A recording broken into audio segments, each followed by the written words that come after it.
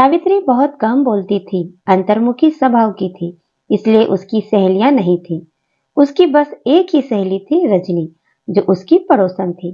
सावित्री जितना शांत स्वभाव की थी, रजनी उतनी ही बातूनी और शरारती। उसकी इस आदत से कभी-कभी सावित्री चिढ़ जाती, लेकिन कुछ कहती नहीं थी। एक दिन शाम को सावित्री लॉन में पड़ी कुर्सी पर बैठने जा रही थी। रजनी ने पीछे से धीरे से कुर्सी खींच ली।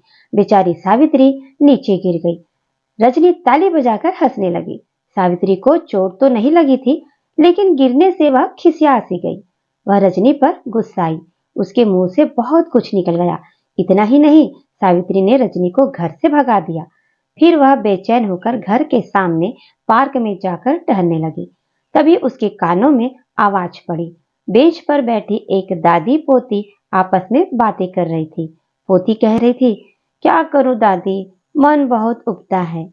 तो जाओ थोड़ी देर खेल लो। दादी ने पोती के सिर पर प्यार से हाथ फेरते हुए कहा। किसके साथ खेलूं दादी, खेलने के लिए भी तो कोई सहेली चाहिए। मेरी तो कोई सहेली भी नहीं है। पोती बुझी बुझी आवाज में बोली। बात छोटी थी, लेकिन इस बात से साफ था कि जीवन की ऊब को दूर करने के लिए किसी दोस्त का होना जरूरी है। इस बात को सुनकर पहली बार सावित्री को दोस्त का महत्व महसूस हुआ। पार्क से निकलकर वह मोहल्ले की गली के नुक्कड़ पर जीवनलाल की समोसे की दुकान पर समोसे लेने के लिए रुकी। दुकान के अंदर दो सहेलियां एक ही प्लेट में समोसे लिए खा रही थी।